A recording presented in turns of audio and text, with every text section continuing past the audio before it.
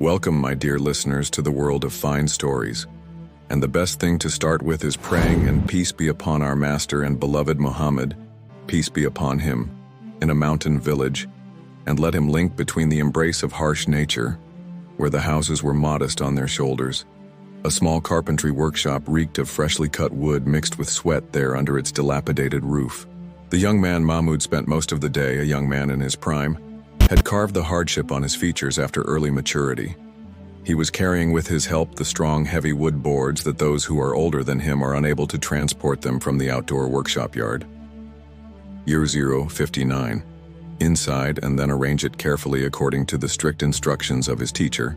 Suleiman's teacher was a man who exceeded 50 years old, wrinkled face, accurate eyes, hiding in them a sharp look that does not make mistakes, stray or incoming.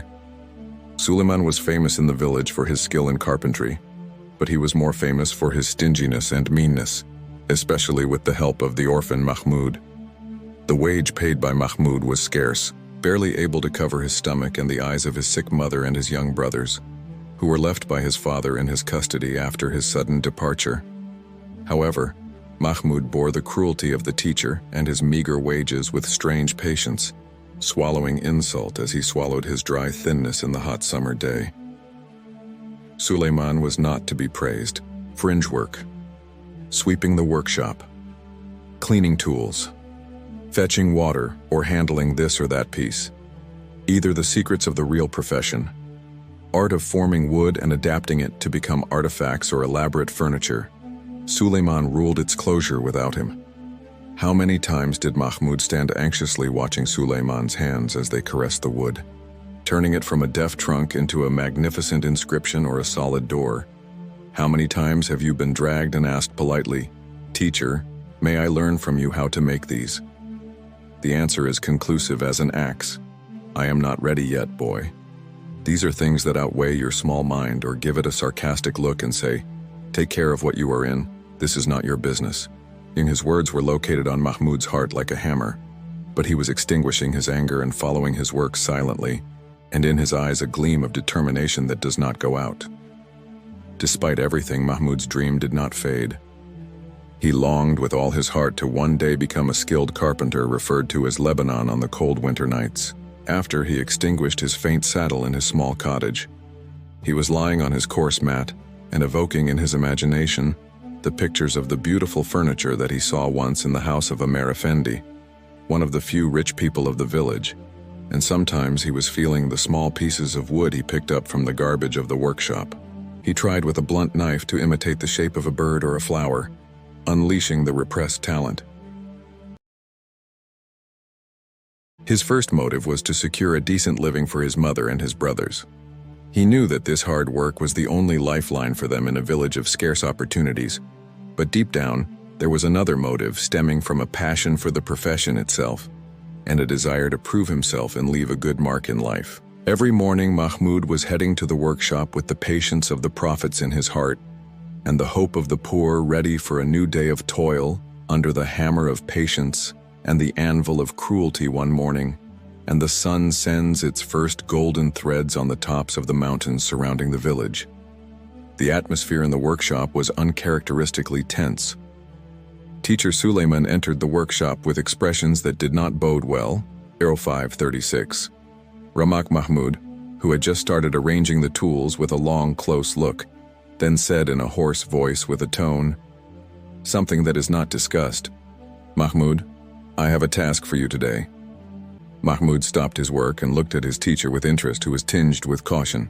He was used to Solomon's arduous tasks, but something in the tone of his voice today foreshadowed that it was different. Solomon took out a small, dark, solid piece of wood and said, "I want you to bring me a large amount of this type of wood, at least 10 long boards, less and thick enough." Mahmoud ate the piece and examined it.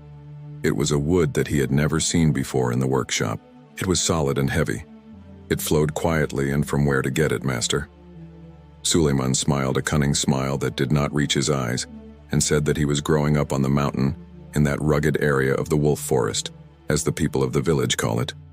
The eye of Mahmoud widened slightly. The wolf forest was a place that most of the people of the village avoided, Stories about predators and dangerous paths that stray feet. No one dared to penetrate it except for the utmost necessity to ask him to bring 10 heavy slabs from that remote forest. It was almost impossible. Suleiman was reading the ideas of Mahmoud, and I want this wood here in the workshop before sunset tomorrow. You have 1 day and 1 night only. Mahmoud felt a tightness in his chest. The time is very tight and the task is arduous and fraught with risks. How can he travel that distance and find the required wood and then cut it and carry it back in this short time? Suleiman wanted to cut off any attempt to complain or negotiate. He added in a categorical voice and a cold look, "If you do not attend it on time, do not cost yourself to return to this workshop again. I understand." These words fell on Mahmoud's ears as a shock of expulsion. This means losing his only source of livelihood and exposing his family to hunger and destitution. He did not have a choice. Mahmoud knocked his head a little, and then raised it, and said in a steady voice despite what is in his chest, "A teacher, I will do what I can to keep Suleiman away from him and return to his work," and the matter did not concern him about anything. Mahmoud immediately began to prepare himself for the journey. He took a sharp axe, a strong rope, and a small secret in which he put a dry crumb of bread and near the water of his heart. He was beating fast, not for fear of the task, as much as he was worried about failure. He knew that his future and the future of his family depended on the completion of this impossible thing. He claimed his mother without telling her of his dangerous destination in order not to worry her, and then he set off wide towards the unknown in response to the call of the stubborn forest that was waiting for him with all its ambiguity and horrors as the sun rose in the liver of the sky. Mahmoud's arduous journey began to the depths of Wolf Forest. The paths were narrow and twisted, climbing the mountain with great difficulty. Giant trees intertwined with branches blocking the sunlight, making the atmosphere in the forest moist and brutal. Mahmoud was advancing cautiously. His determination and his fear of failure pushed him to climb slippery rocky slopes and across shallow streams. He avoided with difficulty small animals whose features seemed indicative of a possible ferocity. Hours passed as he roamed the forest, looking for the required wood, but to no avail. The more he penetrated, the thicker the forest became, and the sounds became stranger. He felt hungry and thirsty, but he did not stop. Time was passing quickly at one point, and while he was climbing a large rock to overlook what was around him, he still fell to the bottom.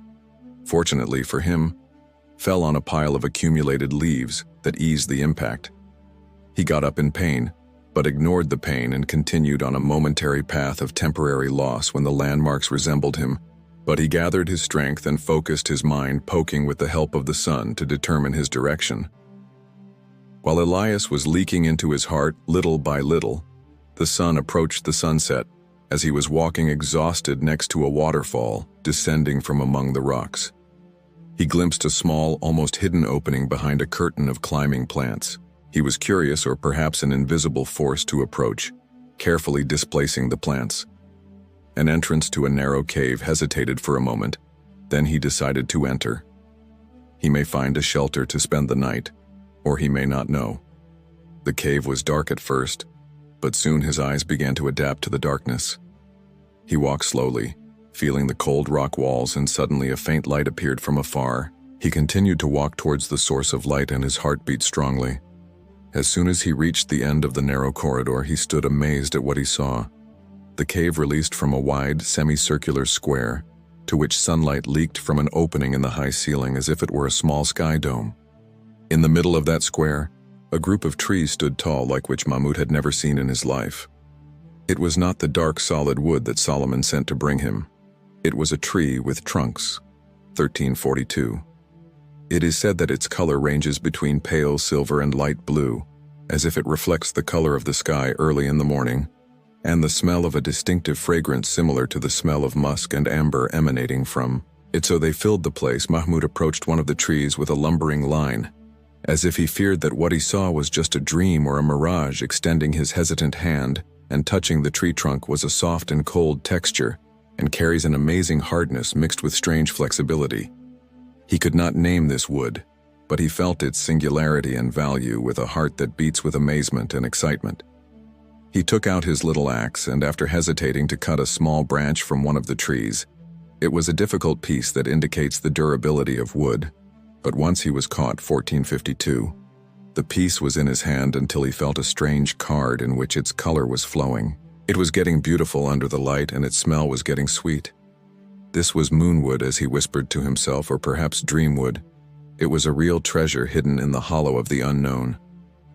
A glimmer of hope loomed on the horizon, but he did not forget his original mission. He had to return to Suleiman, and before that, find the wood he asked for after discovering the amazing moonwood. Mahmoud put the precious little piece carefully in his belly button, and it was a rare gem. He took a deep breath and renewed his determination to complete his mission. Teacher Suleiman came out of the secret cave and returned to the dark forest, and the sun had already started leaning towards the sunset.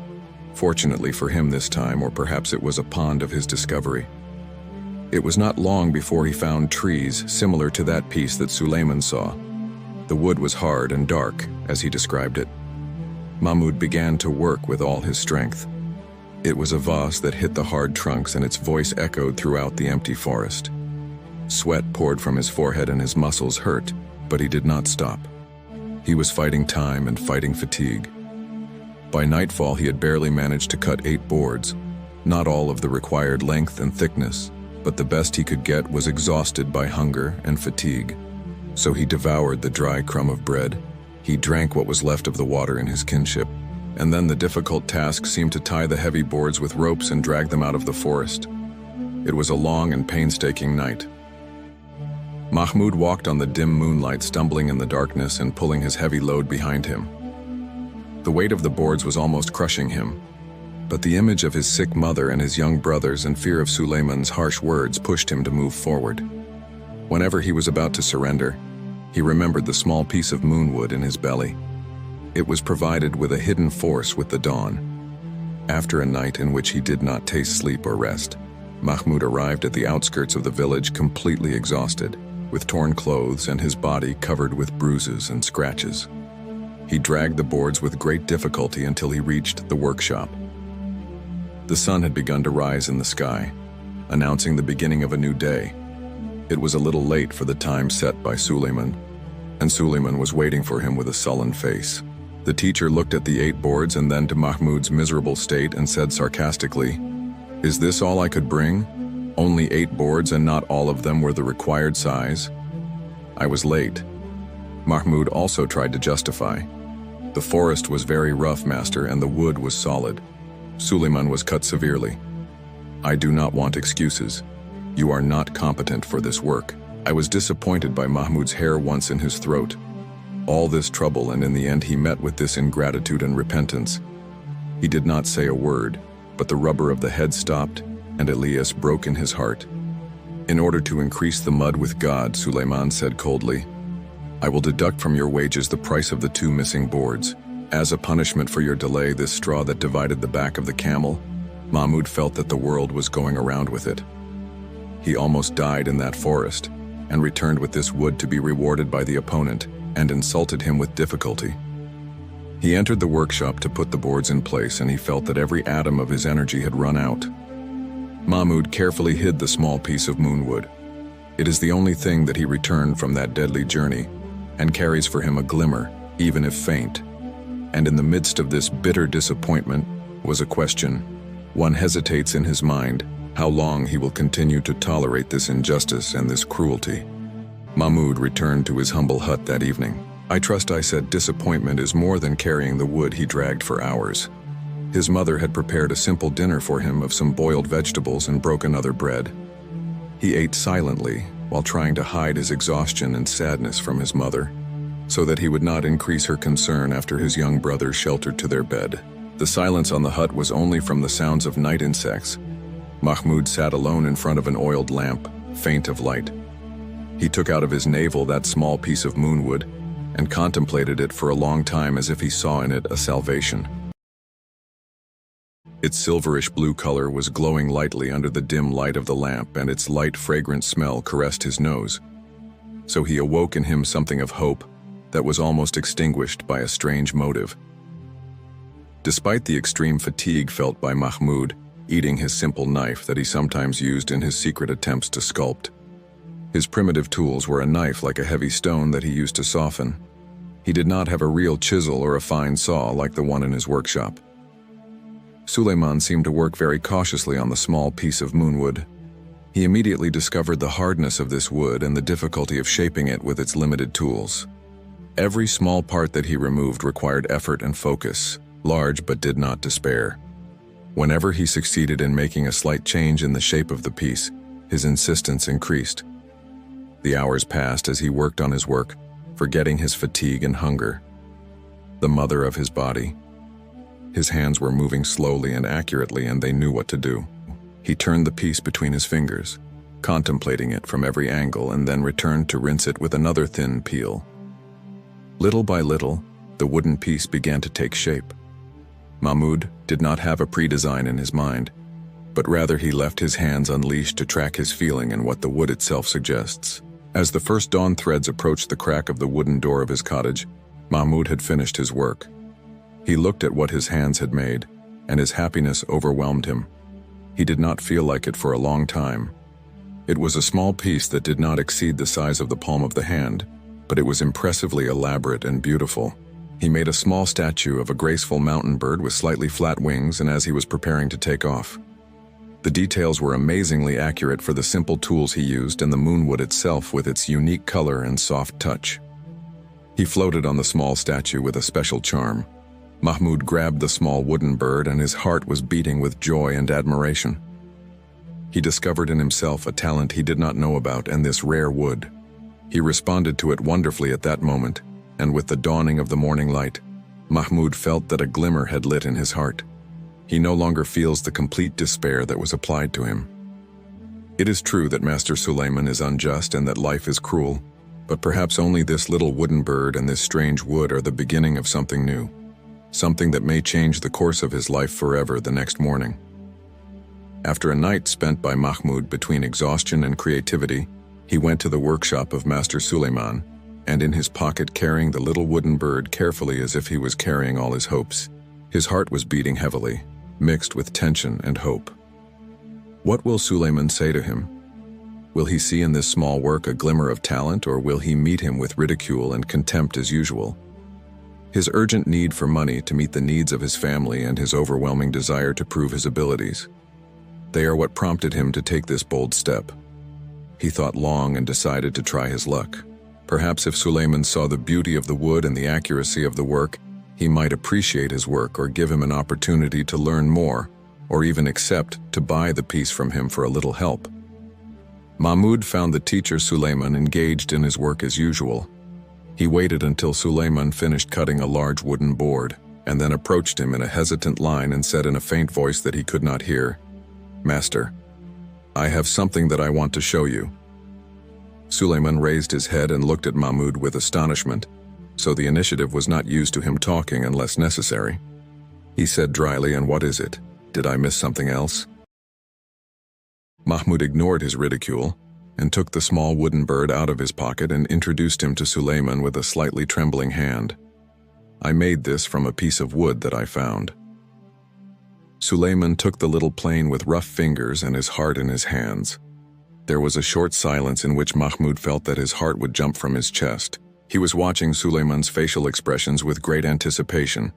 Suddenly Suleiman opened up with a cold smile and then laughed a short, dry laugh and said with bitter sarcasm, "What is this joke? This is what you were doing instead of caring about your work. A piece of wood that is worth nothing and a small toy that does not help and does not harm." Suleiman's words fell on Mahmoud as a slap on him. His face felt blood freezing in his veins, and with deep disappointment he was overwhelmed by everything he hoped was dissipated in an instant. But while Suleiman was flipping the bird in his hand, Mahmoud noticed a strange glow in his eyes. A spark of curiosity or perhaps greed. Despite his ridicule, Suleiman did not throw the piece down as Mahmoud expected, but continued to examine it more accurately and feel the texture of the wood. Then, in his tone, he seemed artificially indifferent.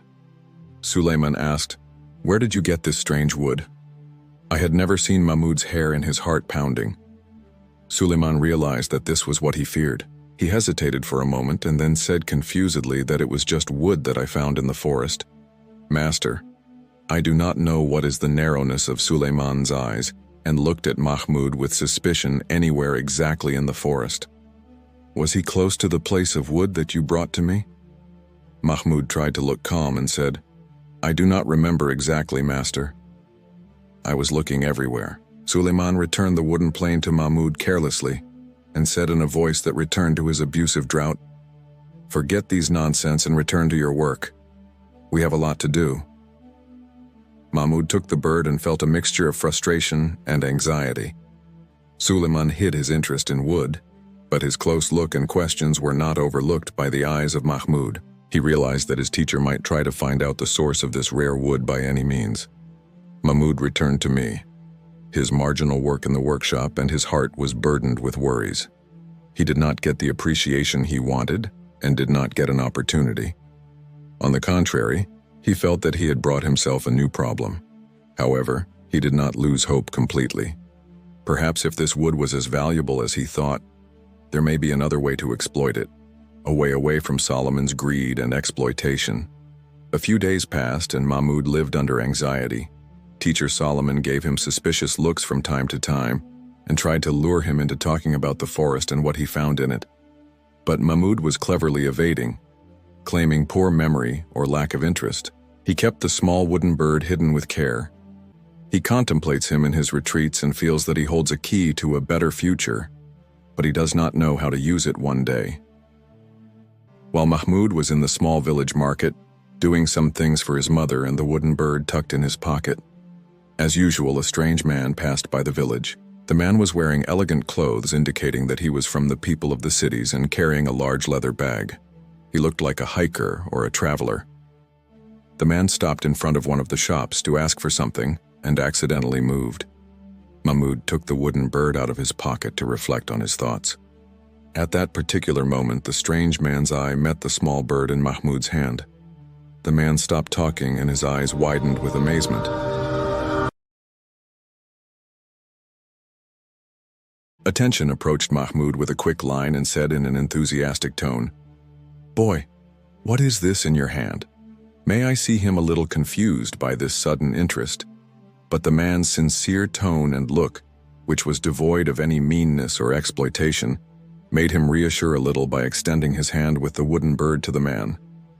The bird took the man gently and carefully, as if he was holding a precious jewel of his heart between his fingers with his experience and respect, and his examination from every side remained silent for a while, and his face reflected a mixture of admiration and surprise. Then the man raised his head and looked at Mahmoud with glittering eyes and said, This is a wonderful thing that he is incredibly well made, and this wood, oh my God, I have not seen such wood in my life. He has never been so rare and characterized by a unique color and smell. Mahmoud felt the warmth of his heart to hear these words. He believed his intuition. This wood is really valuable, and his work deserves appreciation. The man curiously asked who made this bird. Mahmoud's girl. His head was ashamed and said, Yes, sir. The man's admiration increased and said, You have a great talent, my son, a rare talent, and this wood, do you have more of it? Mahmoud hesitated for a moment and then decided to be honest with this man who seemed to appreciate the real value of things. I found his source in the forest, sir, but he secretly smiled at the dealer of rare antiques and woods. I travel the country in search of beauty and rarities, and this is what I see in front of me as a real treasure. And then he looked at Mahmoud seriously and said, I am ready to buy this bird from you for a good amount, my son, and if you have more of this wood or if you can make me other pieces like this, I am ready to make you an offer that you will not find in this village. Mahmoud does not believe him. Is this true? Will he get money for his work, and will you open the doors of livelihood for him from where it does not count? Abdul Rahman took out of his bag some silver money and gave it to Mahmoud in exchange for the little bird. The amount was much larger than what Mahmoud received from Sulaiman in a month of Mahmoud's arrest. On the money with a trembling hand and tears almost poured from his eyes, thanked Abdul Rahman warmly, and felt that a heavy load had been removed from his shoulders before he left, said Abdul Rahman to Mahmoud. I will return to this village after a month. If you can prepare me more of these artifacts or even some raw wood of this kind, I will be happy to buy from you. And remember, this talent is precious. Do not overdo it, and let Mahmoud the merchant Abdul Rahman and his heart fly with joy and hope. The relief came from where he did not expect. Someone appreciated the value of his work and talent, and now has a real opportunity to change his life. The beginning of the release from the grip of Suleiman and the beginning of self-reliance has loomed in the horizon. Mahmoud returned to his cottage that day, and he was walking over the clouds. The silver money he received from selling the small wooden bird was warm in his pocket. It reminded him that what happened was not just a dream. He told his mother what happened. Her eyes were tearful with joy. Thank God, who did not forget Abdul al-Saber. At that moment, Mahmoud made a fateful decision. He will not return to work under the command of Master Suleiman and his neighbor. He proved to himself that his talent and his discovery of Moonwood could be a generous source of livelihood for him and his family. It took courage and risk, but he felt an internal certainty that he had not felt before. Mahmoud spent a few days preparing himself for a new trip to the forest. This time it was not his journey. By order of one, it was not to bring ordinary firewood, but it was a trip with a clear goal to bring a calculated amount of precious moonwood. He took with him the rest of the money and bought some additional supplies, a bigger and sharper axe and stronger ropes. He invited his mother again, but this time his face was full of hope and determination. He set out towards the forest, heading directly to that secret cave that was embracing the unique trees. His second trip to the forest was a little easier. He became aware of the road, and the place was no longer unknown to him. However, the trip was not without new challenges. Once, while he was crossing a dense area of trees, he heard a strange griffing near him, and he glimpsed. A shadow of a large animal passing quickly among the branches felt chills running through his body, but he regained his courage and followed his path more cautiously, remembering that this forest is called the Wolf Forest for some reason. When he reached the cave, he entered it with a more confident line and found the silver trees, still standing tall in that lighted square from the highest awe and beauty. Again, Mahmoud decided to be wise in exploiting this treasure. He would not cut trees randomly or unfairly, but would carefully choose some large branches or small trees that could be cut without damaging the fragile ecosystem of this secret place. He knew that this source must last. Work began vigorously and actively. The new fasa was more effective, but the moon wood remained solid and stubborn. He spent several days in the cave and its surroundings, carefully cutting the wood and preparing it for transport. He used to take a break and eat his simple food and then return to work during this period. Mahmoud discovered more secrets of moonwood.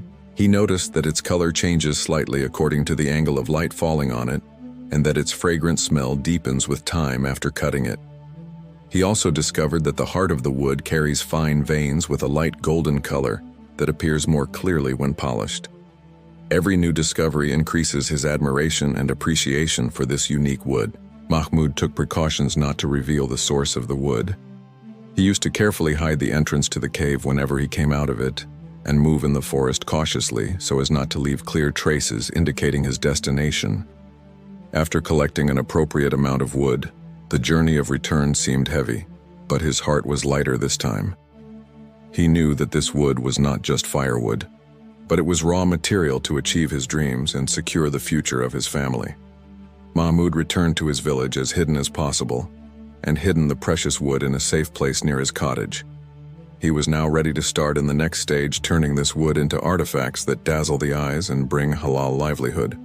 The journey of certainty had begun, and the secrets of wood. The moon was deposited in his trusty hands as soon as Mahmoud hid the amount of moonwood that he brought from the forest in a safe place. He began to work hard and diligently. He chose a corner in the yard of his small cottage and surrounded it with a simple fence from the palm grove to make it a temporary workshop away from prying eyes. He worked for long hours from early morning until nightfall, taking advantage of every moment to turn that rare wood into beautiful pieces of art. His tools were still simple, but he invested part of the little money he received in buying some better tools, such as a small chisel and a fine handsaw. He worked with passion and dedication, and his hands were painted on wood in shapes and patterns, inspired by the nature surrounding it, by birds, flowers, small wild animals, and sometimes bowls and decorated cans. Moonwood was responding to him more voluntarily as his tools improved and his experience increased. Mahmoud seemed to sell a piece in a limited and secret manner at first. He used to go to neighboring villages or wait for the days of the big markets in the nearby city to display his masterpiece cautiously. The quality of his work and the unique beauty of the wood quickly attracted people's attention. It was a piece sold quickly and with a good dress. Sometimes Mahmoud's financial conditions began to improve. He was able to provide his mother with better medicine and his brotherhood with better food and clothes, and made some simple improvements to their cottage.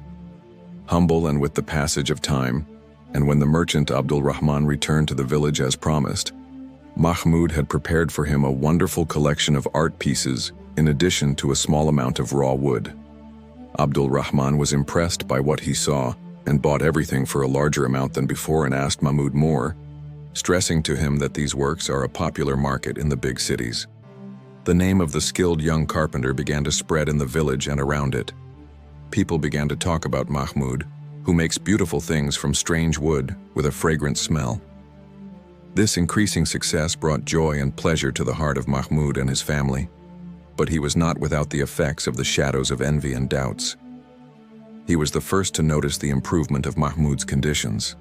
Teacher Suleiman, how poor he was yesterday, just a low-paid assistant, that his conditions changed so quickly. Suleiman immediately linked this improvement with that small wooden bird that Mahmoud once showed him, and that wood with the stranger who claimed that Mahmoud did not know its source. Doubt and envy seemed to gnaw at Suleiman's heart like a licorice. How could Mahmoud discover such a valuable thing without the expert carpenter knowing it? Mahmoud must be deceiving him and hiding a great secret from him. Suleiman seemed to watch Mahmoud closely, but from a distance he was trying to know where Mahmoud came from with this wood and how to sell his products. Sometimes he sent some boys to spy on him, Mahmoud, but Mahmoud was cautious and did not give anyone a chance to know his secrets. Suleiman's tip increased and his envy increased when he saw some villagers praising Mahmoud's skill and the beauty of what he was making. He felt that his status as the first village carpenter had begun to be threatened. How could this underdog become a competitor to him and perhaps even surpass him one night? While Mahmoud was returning from a distant market after selling some of his pieces, he felt that someone was following him in the darkness. He turned quickly, but he did not see anyone. He became more cautious and accelerated the pace towards his cottage.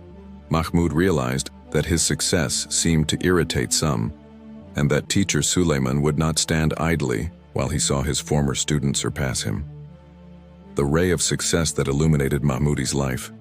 He carries with him a disturbing shadow of envy, and the place is subtle and destiny was preparing him for a new confrontation, more dangerous than anything in the past. Suleiman's observation of Mahmoud increased his ferocity. Envy had blinded his vision, and his only goal was to discover the source of moonwood to seize it for himself one moonless night.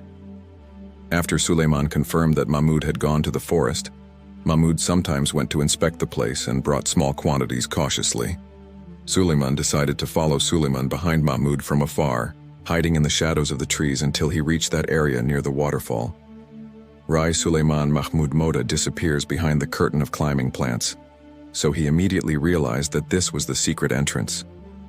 He waited a little until he was reassured that Mahmoud had penetrated inside, and then sneaked in turn into the cave. As soon as Suleiman arrived at the illuminated yard and saw the moonwood trees with his eyes sparkled with greed. So this is the treasure, he whispered to himself.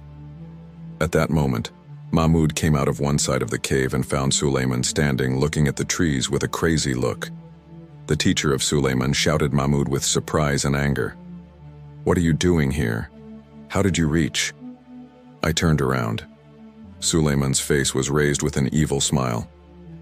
"You were hiding this precious place from me, deceitful boy. This wood is not for you alone. It is a treasure for the whole village, or rather for me."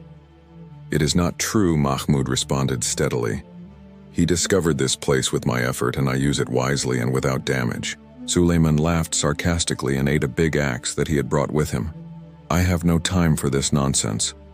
I will take all I can from this wood," and a man in the area swallowed me and started heading towards the largest tree of moonwood, ready to cut it in a barbaric way.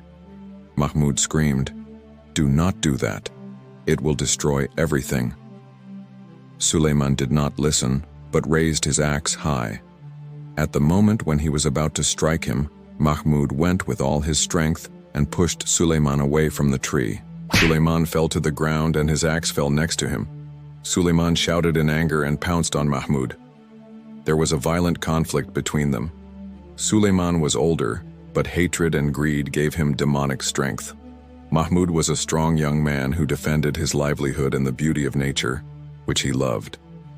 In the midst of the conflict, as they were scrambling near a rock edge inside the cave, Suleiman suddenly fell and fell down, screaming in pain and panic. Fortunately, the edge was not very high, but he fell badly and his leg was badly injured. Mahmoud stopped gasping and looked at Suleiman, who was suffering from pain for a moment. He felt a desire to leave his destiny. He was the first to evil, but he was the heart of the good and noble of his morals. Mahmoud descended cautiously to where Suleiman fell and said to him, "Are you okay, teacher?" Suleiman looked at Mahmoud with two eyes that combined pain, surprise, and shame. He did not say a word. Mahmoud helped Suleiman stand and bear a large part of his weight. He began to get him out of the cave with difficulty. It was a difficult journey of return, but Mahmoud did not abandon him. When he arrived at the outskirts of the village, the news began to spread in a way that some people of the village gathered and watched Mahmoud help Suleiman. Everyone realized that something dangerous had happened.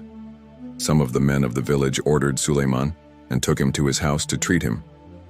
Mahmoud stood for a moment, catching his breath, and then he decided to be honest with everyone. Mahmoud gathered the elders of the village and its notables and told them his full story of how he discovered the moonwood and how he began to work it honestly and diligently, and how Suleiman tried to seize his livelihood. The people of the village were shocked by Suleiman's greed and what he did, and their respect and appreciation for Mahmoud for his patience, honesty, and courage increased. When Suleiman recovered a little, and the people of the village confronted him with what he did, he felt shame and regret, and lost his status and people's respect for him. It is said that after a while he left the village to an unknown place. No one heard anything about him anymore. Mahmoud has become the first carpenter of the village, undisputed. His small workshop flourished and became a masterpiece sold everywhere and brought him.